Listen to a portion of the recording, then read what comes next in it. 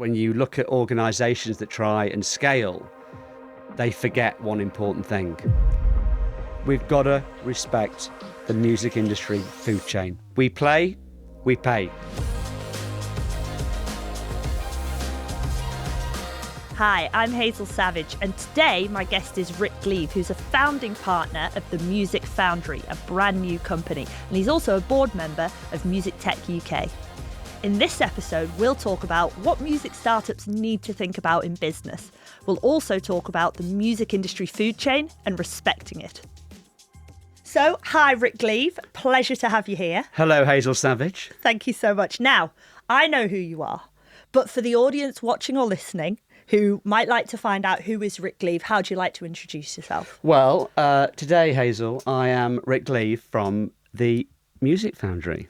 Very nice. Yeah, so it's a new business that we've just put together that I formed with two other fine gentlemen, a guy called Tom Grayson and Jon Hilbrandts. I think you know these chaps. I do know these two chaps. I think you met them in California. Great chaps. Saw them both in Belgium. Yeah. And we came together just after Christmas. We were out one night. We got together as industry people, and we were just talking about the marketplace. Yeah. And I jokingly said, you know, we're out there in the market. We're all, you know, talking to the same kind of people. Yeah. Surely we'd be better together, all in the same swim lane. Yeah. And you and I, we love a swim lane, Hazel. We do. We love it. We love that phrase. And they looked at me and said, are you joking? And I said, well, actually, I don't think I am. Yeah. And that started a whole lot of chat and dialogue for many, many weeks to sort of sit down and look at how could we work together? What would we be doing? What were we delivering? Yeah. How could we help? How could we guide? How could we counsel? Yeah. And if you look at the three of us, very multidisciplinary from our backgrounds. Well, I was going to say, so it's obviously music industry focused. Yeah. And I know that Tom has a legal background as a lawyer. But so how do the three of you fit together? What's the complementary sort of skills? So Tom is ex-label, ex-Accenture. And so he comes to us with a stellar background in music licensing. Fabulous. Which, of course, as you know, is one of those topics that is complex and complicated. Yeah. I wish I could think of a third one there because, as you know, we like three things. I'll tell you three things. I'll tell you three things right now. And Jon, he has a very similar background to me. You know, he's ex-DSP. Yep. He ran a very successful consultancy business. He was also 7 Digital, wasn't he? That's right, yeah. That's where I first met him. So he was at 7D, commercial chief. And, of course, my background prior to this, I'd recently been working with an amazing set of Swedes in Sweden, headed up by a guy called Anders Ekstrom, an organisation called the FitnessPlayer, which is essentially a music playlisting tool for the fitness industry. Yeah. And as we know, a complex world in terms of product, in terms of education for trainers, as well as just a lack of understanding around licensing. You know, you just can't rock up to a class and just suddenly put on your consumer account from Spotify. Yeah, I don't want to be at my Zumba class and next thing you know, Spotify ads coming on. Yeah. Yeah. Yeah, I mean, Not exactly. happening. It's about tailored product fit to a specific audience. Yeah. Well, firstly, that's also an illegal use case. It is very illegal. Exactly. You're not supposed to use your personal ad-funded account for commercial opportunities. But I'd say there's still probably a lot of people who it's not a malicious behaviour sometimes. They might just not know. I think a lot of it is down to people just not knowing. I think there's a lot of innocence to, I've got my favourite, you know, playlists or mixtapes, you know, on my Spotify account or on my Apple account or my SoundCloud account. Yeah. I'm just going to rock up and we'll just do a Zumba class or a hit class. Yeah. But the reality is, you know, they're not mixed properly. Yep. They are not edited correctly. You can't have breaks. The BPMs are wrong. And this tool that we just entered into the UK market is elegant in terms of a product that is tailored specifically for this market. Yeah. And we can come back onto specific markets later, but is legally compliant. Yeah. You know, we play, we pay. Exactly. I love it. Okay. That's the first catchphrase. We've got that one in. That's done. We play, we pay. But we can't possibly talk about your work history without talking about how we know each other. Well, exactly. From way back in the day. But you're the guest, so you get to tell the story. So I'm trying to remember what year it was. So I was at the time, I was the head of mobile news at the Sydney Morning Herald. Fabulous. You know, I haven't always worked in the music industry. Yep. I fell into the music industry by accident. Right place, right time. Yeah. I was approached by Jane Huxley. Yep. Who, you know. We both worked for Jane. We did. She said to me one day, look, I'm leaving the Sydney Morning Herald to go and start up Pandora Internet Radio. Pack your bags, Ricky. Yeah. You're going to be the head of subscription services. You're going to run BD. You're going to do music in the car. Yeah. You're going to do Pandora for Business. Yeah. And I said, excuse me, Jane, I think you'll find I've worked in the news business for 20 years. I haven't got a clue about the music industry. Yeah. And as you know, she cajoled me into coming on board. Yeah. What a move. I'm going to say 2000 and... Okay, well, so I was 28 at the time. Right. And I'm 40 now. Right. So, Bubba, 12 years ago. There's your maths. Yeah. Boom. 2013, 2014. There you go. So 2013, and I remember it was just you and I in a room with no windows. Yes. In Surrey Hills in Sydney. Yes. Making stuff up. Yeah. Yeah. And when I say making stuff up, we were...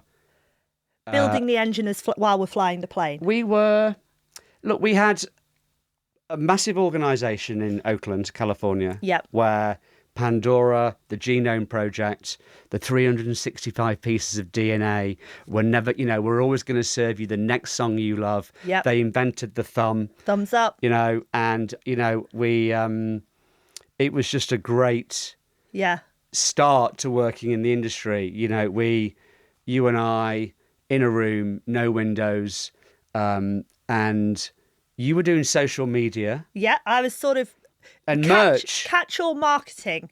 Yes. Catch-all marketing, but I'd say one of my main jobs was sending T-shirts to people in the post. T-shirts, pens, and earbuds. Yes, we did have a lot of earbuds, didn't we? Yeah. Yes. Yeah.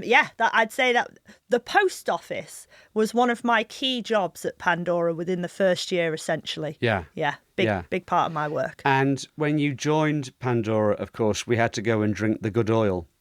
And we were shipped off to Oakland. Oh, we did. Right, of course. Yeah. Pandora U. And so 10 Pandora U. And of course, it had been me and you in a room with no windows with T-shirts and pens, Yeah.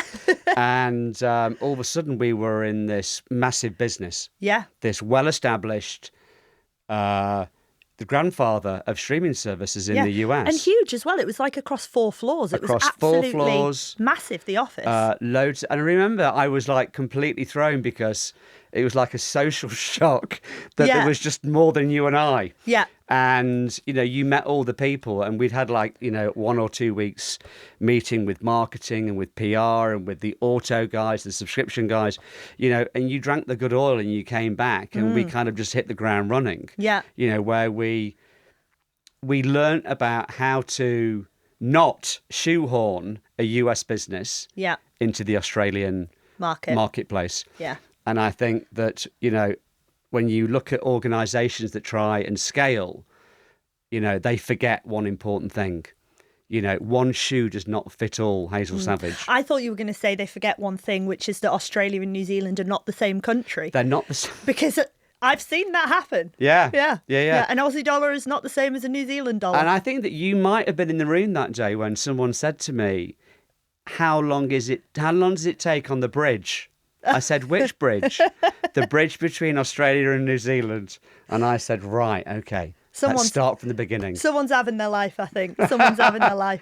But, it was the good old days because it felt like very much like working at a startup. Yeah. But with that huge embrace of the big US parent company. Yeah. Which gave us a lot of independence, but also a lot of flexibility. Yeah. And I think it was just great to be at the start of something. Yeah.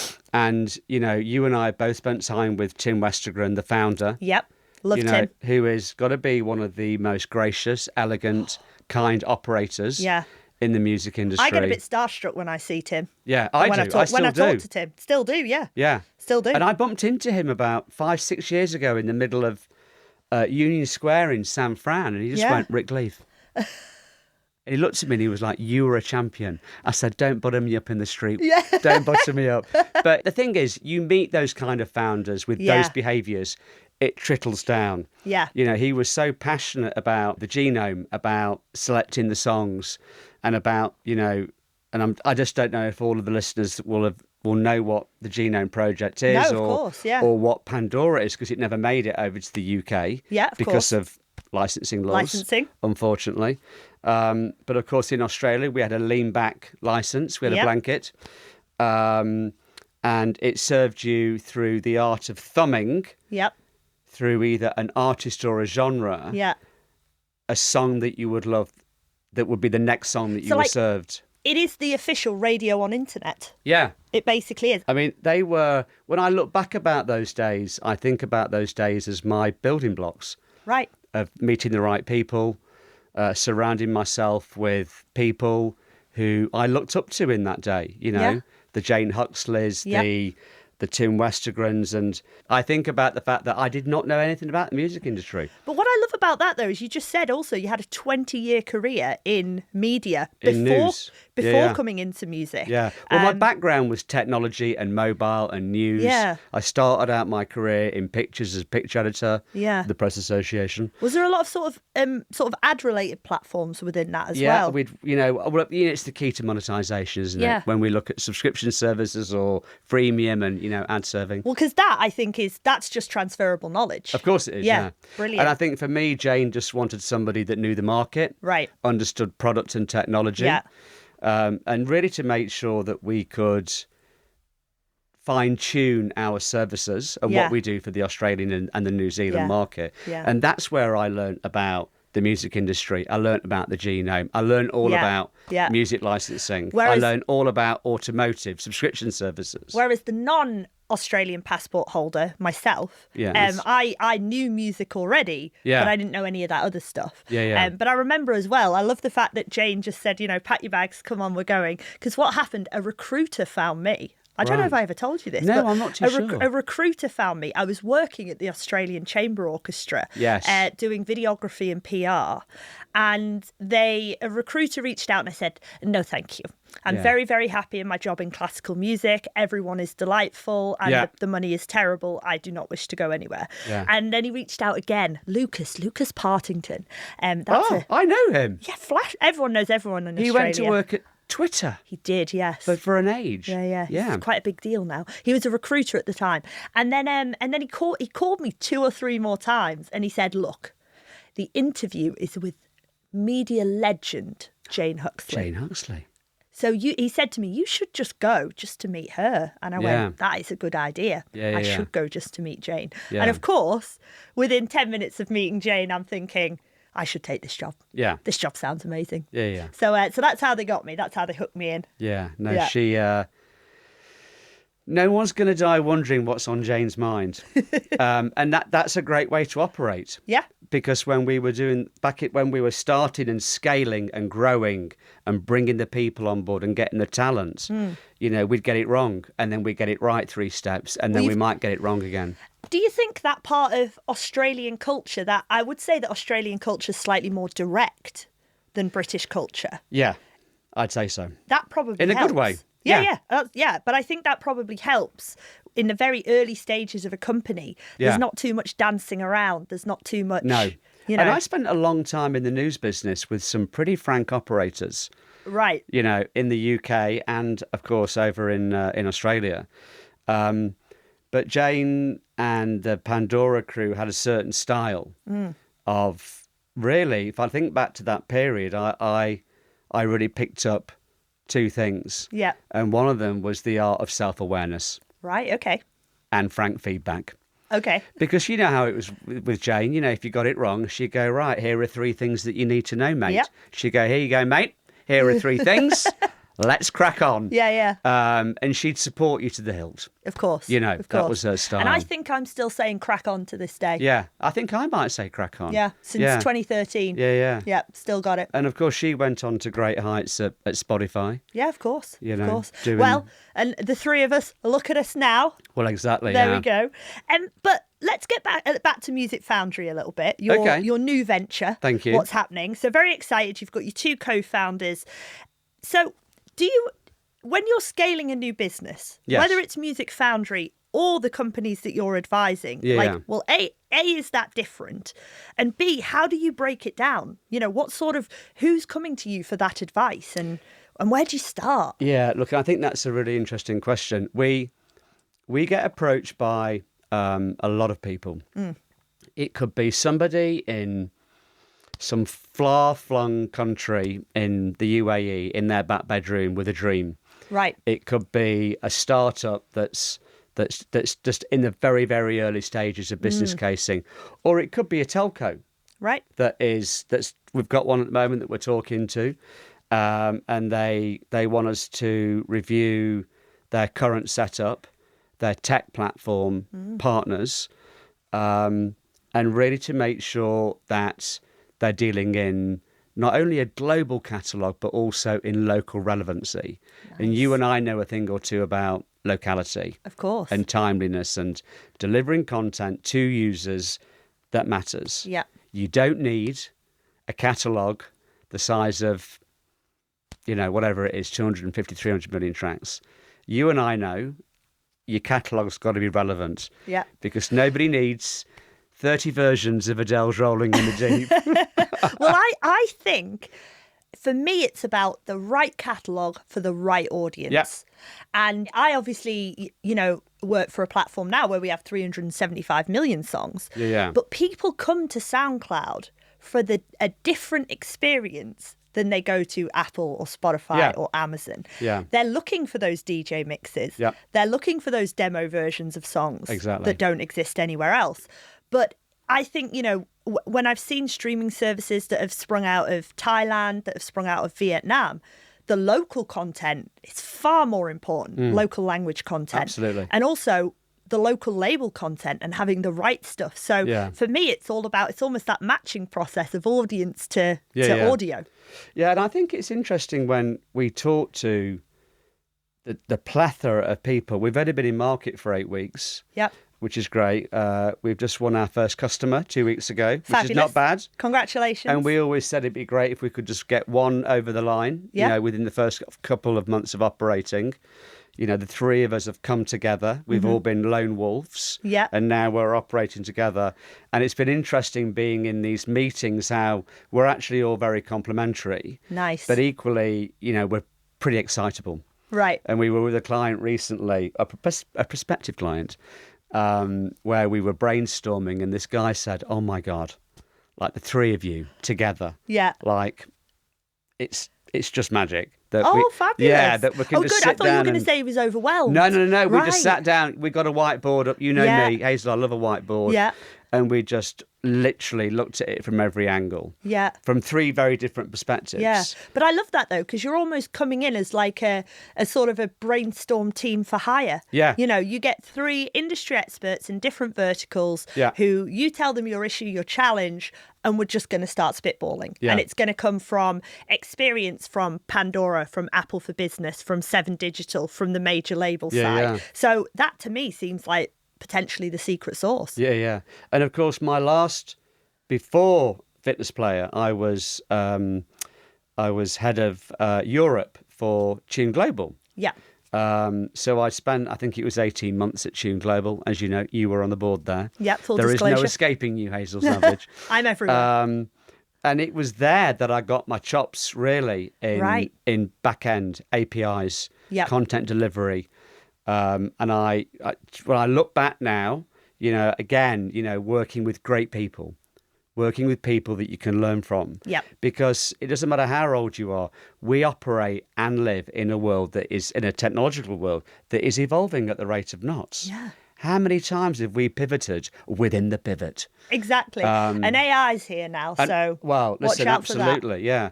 But that background for me as well at Tune Global as well as doing things like Play Network and Apple Music for Business. Yeah. If we look at Pandora, Pandora for Business, background music services. Yeah. It's along with my partner's skill sets. Yeah. We can look at something from every angle. Yeah. And these people that are approaching us, we're becoming an extension of their LT. Right. And so this client that we've just been brought on, that we've just won, can't name any names yet, unfortunately. It is a music streaming service, but we are, we're working with the founder, we're working with the finance people. Yeah.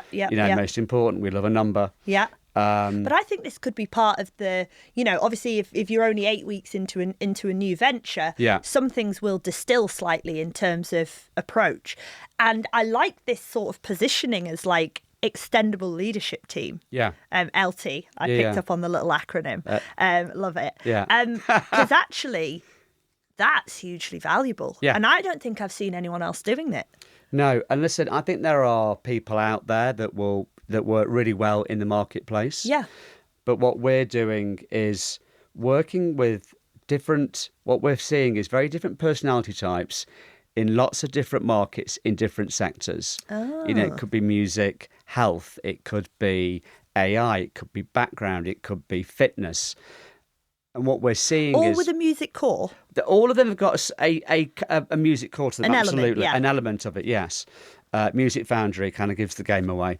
But I think that what surprises me still to this day is the amount of people that will come to us and say, right, we've got a plan. And we go, right, talk us through it.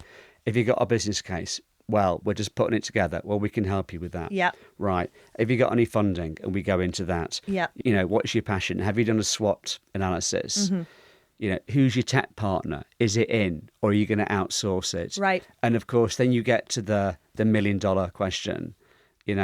What's the content? Right. Have you got any conversations going with the labels? Right.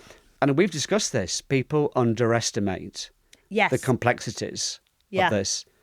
And you would not be the first person to come on this podcast and talk about licensing. We've had Bina Mystery, who works at licensing at SoundCloud. Oh, she's awesome. It's come up in almost every conversation because it seems to be something so overlooked, but really something that technically underpins everything. A lot of everything else. Yeah. We've got to respect the music industry food chain. Right. I'll say it again. We play, we pay. Exactly, yeah. And, without naming names, we only recently somebody showed me a plan. And I was like, great, we've got a plan. This is awesome. And it was done in time scales. There was a roadmap with colours. I was beside myself. Love it, love a Gantt chart. And I said, what does that mean, that 5-week slot with the word L? And they said, we've given 5 weeks to music licensing. I said, right, let's start at the beginning. And so what we find is, there are some very blunt conversations, some very frank pieces of feedback where we say to people, you need more than 5 weeks. You just can't plug. Someone said to me years ago, we're just going to plug Spotify in. And I said, wow, what does that look like?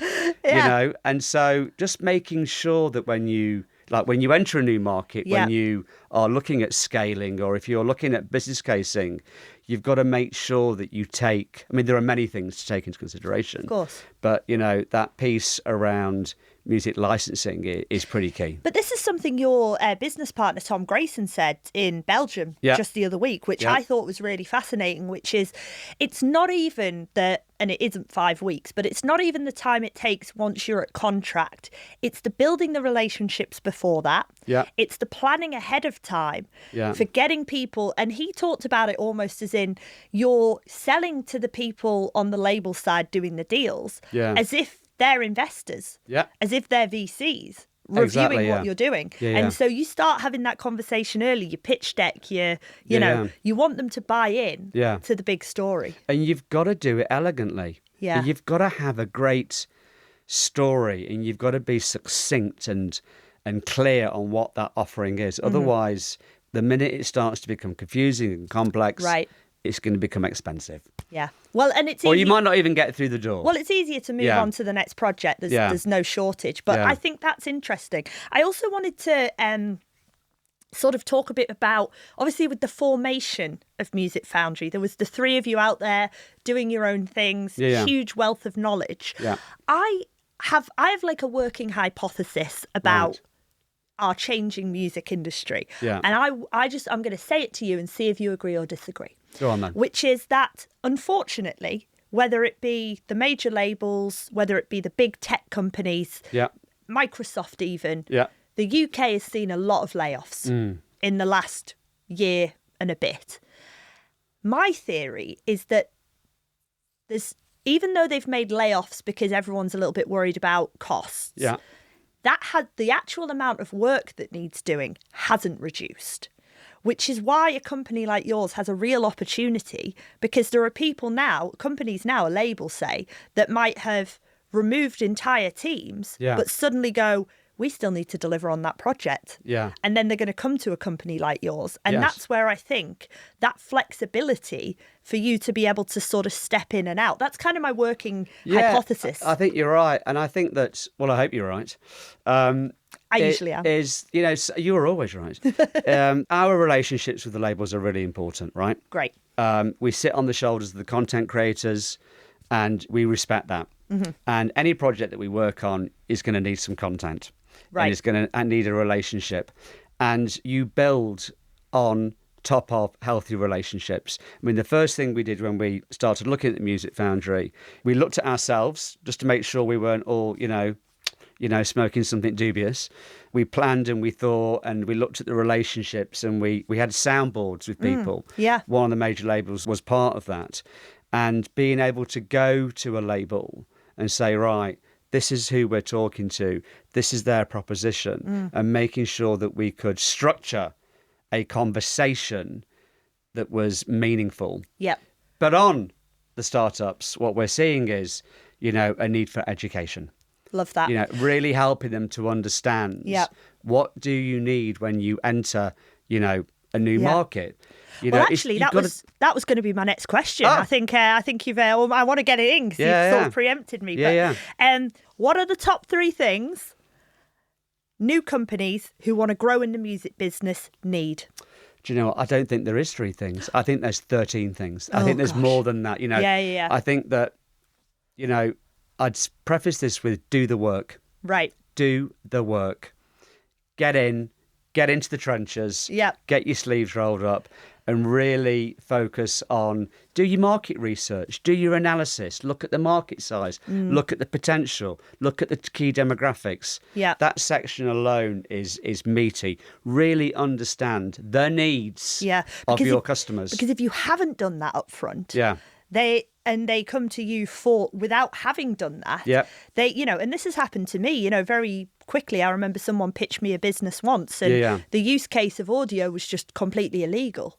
And, and if that's, I've identified that in the first half an hour chat, I'm not sure you've got a business. No. And I'm happy to be wrong and I'm happy for you to sort of break the mold and go a different way. But they could have got a lot further, a lot quicker if they'd have got onto that quicker. A lot of it is, who do you need to talk to? Who are your people? Who have you got to get in the swim lane with? Have the conversations, do the coffees, do the work, look at the market research. I think on top of that, I'd probably layer in looking at product, obviously, adaption, and localization. Right.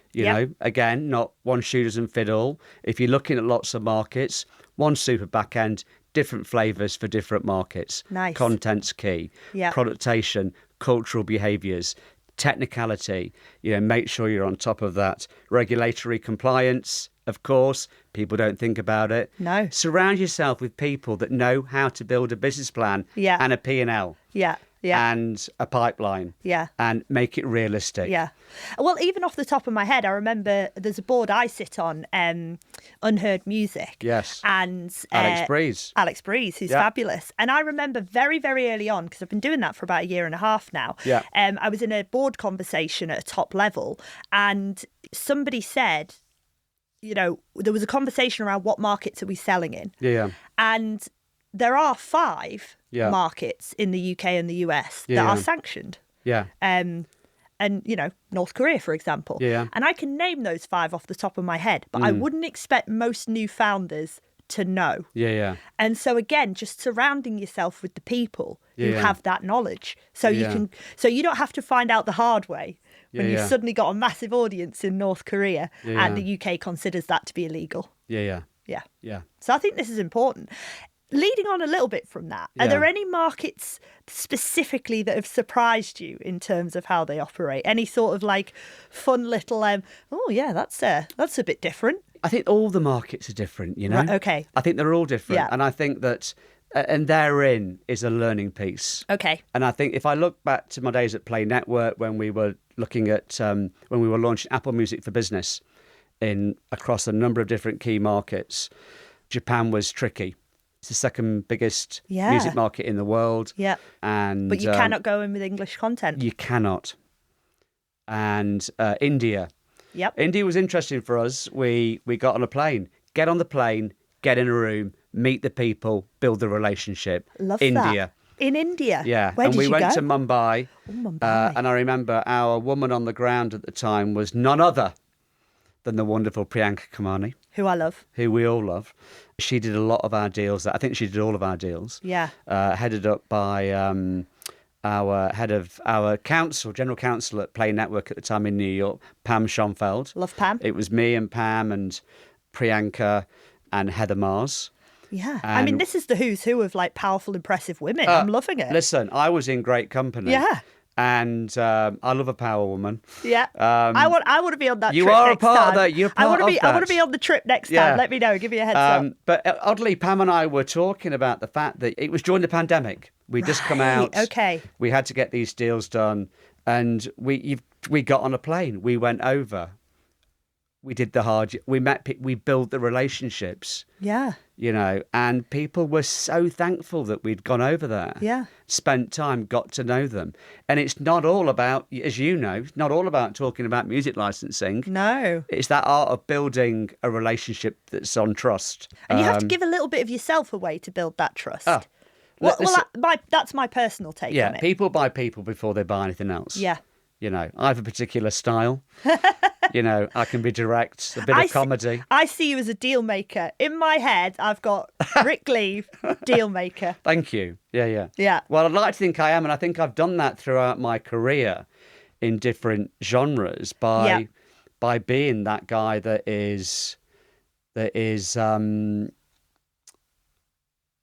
goes out and builds a relationship. Yeah. You know, friendly.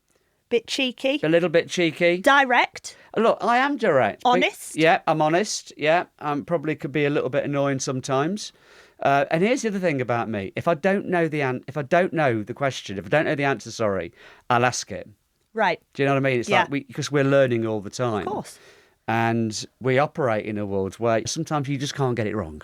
And so I'd rather just double down on the stuff that I don't know. Well, that's probably why you've done well in the music tech space, because I've worked on the major label side and I've worked on the tech side, and I feel that generally there is a culture in tech of having a little bit more, it's okay to fail. It's okay to try something. It's okay to experiment. You know, it's a little bit more, let's innovate, you know, in different ways. So if you're coming from that mindset, I could see that's why, you know, you've fit right in. And all three of us have been on that road where we might have got things a bit wrong. We've had to quickly pivot.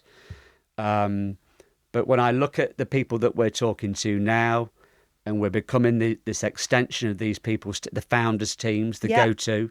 You know, I'll take a call morning, noon, or night. You know me. I do. Love a 5 a.m. call. Love a 5 a.m. Love it. I'm all over that. You're probably loving an 11 p.m. call. I am, but I could also do a 5 a.m. call, but I'd be staying up from the night before. Yeah. So exactly. You know, yeah, I feel like they say that everyone's like a night owl or a morning person because, you know, it throws back to the time when we as humans needed someone on watch at all times from predators for safety perspective. Yes. And I think I was just the person that stayed up all night. Right. And so then the people who get up at 5, and there are people that get up at 5, you're one of them. You then take over and then I go to bed. I'm popping for a snooze in the cave. No, I'm 5 a.m. And when this 5 a.m. club propped up, I was like, hold on a minute. I invented that. The Rick Gleave 5 a.m. club. Yeah, whereas I'm a little bit more on the side of, if you've seen that joke, that meme that's going around, that's like, if I was a billionaire, I'd tell my prospective competitors that the secret of my success was getting up at 4 a.m. I've not seen that. Can you send it to me? It's hilarious because I feel like, if you can really tire out and exhaust your competitors, you've got a real advantage there. Look, it's interesting we talk about that and founders and 5 a.m.s and all the rest of it. And I think just to round off that chat, when I think about your initial question around scaling and market entry, I think to myself, I think a plan, I think a finance person with a realistic number. Right. I look at talent. I look at OKRs. Yeah. And people don't like them. I love an OKR. To be fair, Rick, you're looking at all the same things a VC looks at. Yeah. Which is, absolutely, link your OKR to your talent and your bottom line. Yeah. Like most VCs, when you're raising money in a tech startup, they want to know, have you got the team that can do it? Yeah. And also, when I first raised money, 5-year financial plan was what I had to produce. Yeah. Luckily, co-founder's great with numbers. Yeah. So we did it together. Yeah. But you're looking for all the same things. And I guess there's maybe we know what success looks like, or not definitively what it looks like. But if you don't even have these things, then definitely not. Yeah. But equally, if we don't, then we probably, between the three of us, we can knock on a door of somebody that does. Yeah, absolutely. But just getting clarity, a top line vision together is what we love to do. Yeah. And the client that I told you about, where we sat in a room and brainstormed for 2 hours, that to us, that's the crack. Yeah. That is what we love to do. That sounds like a lot of fun as well. It is. Yeah. And do you know what? The three of us get on really well. We bounce ideas off each other. We have a daily stand-up. Oh? Yeah, every morning. If it's virtual online, do you actually stand up? No, we don't. Okay, that's fine. Sitting down with a coffee. We have a sit down. And look, we are learning as we go as well. We're three people that have been operating as lone wolves, and now we've come together. We're learning to rub together in the right way. Well, you've got the founder's journey, which is, and they often say, starting your own company commonly is one of the loneliest jobs in the world, or one of the hardest jobs in the world. I personally never felt that way when I was building a company, because I had my co-founder Aaron, but I also came out of an incubator scenario, which meant I had this whole network of other fabulous founders. And I do think to some extent you model that founder experience, which if it was just you on your own, Rick, be a bit of a hard slog. But you've got these other two chaps, you've got your daily stand-ups, you're able to do more together. Yeah, no, for sure.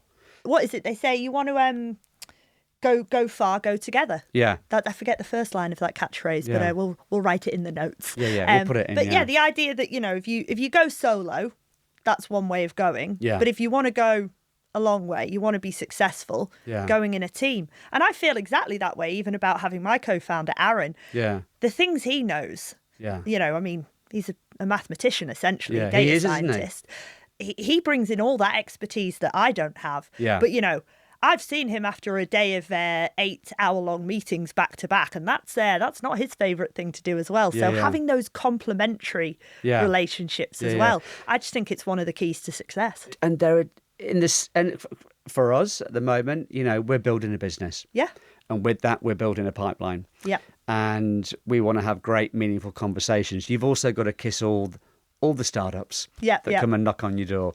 And of course, I love that. Yeah. So I love a chat. I love a yarn. I love getting in the trenches of somebody. Whereas, Jan, for example, like he's the killer on the closing technique. Oh, right. Yeah. You know what I mean? Yeah. It's like, and I think that's where all those different skill sets come together quite nicely. Definitely. Yeah. I absolutely love that. And I think so, as much as you've got a bit of a dual perspective that you're building Music Foundry, but you're also really, you're an advisory to other companies, which is fascinating. Yeah. So I did want to ask you as well a little bit about what excites you about the future of the music business. So we discussed just a bit earlier that we're in interesting times around AI. You'll be seeing a lot happening with streaming services, fitness, telcos, you name it. Yeah. What's exciting for you in the next sort of 12 months to 10 years? Oh, 10 years. Well, go 12 months if it's 12 easier. months. Look, hey, so here's the thing. What you and I were doing 12 years ago Right. to what we're doing today, Crikey. different.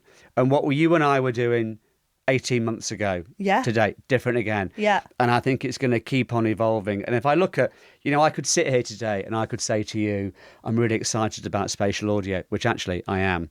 I'm also excited about, virtual reality. Of course, every conversation that we have now is around AI. Yep. The good, the bad, and the evil. And I look at things like 5G. Right. It's going to, when that arrives, we're going to have better streaming opportunities. But what I really like, if there's one thing that I really like, is those people who are continually investing and innovating in a really meaningful way. Yeah. And so that story again of Right. educating and hand-holding and storytelling about what tech can do. Yeah. And I suppose a great example of this, I feel like I should be... I feel like someone's going to be giving me a backhand for this, but if an example of this would be Tune Global, right? And so they acquired Pacemaker.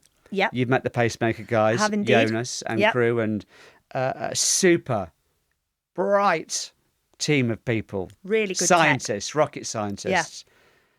And if you look at that acquisition of Pacemaker. And the skill, the talent that we brought on board, the technology. And then if you layer over that AI DJ that they've now got, where you can build the playlist in seconds. Yeah. That to me is, I want to see more of that. Yeah. Yeah. And I think you're right. I think it's about it's almost, there could be a technological change within the next 12 months that we can't even anticipate. Yeah. And I think about it all the way back from, when I was at school.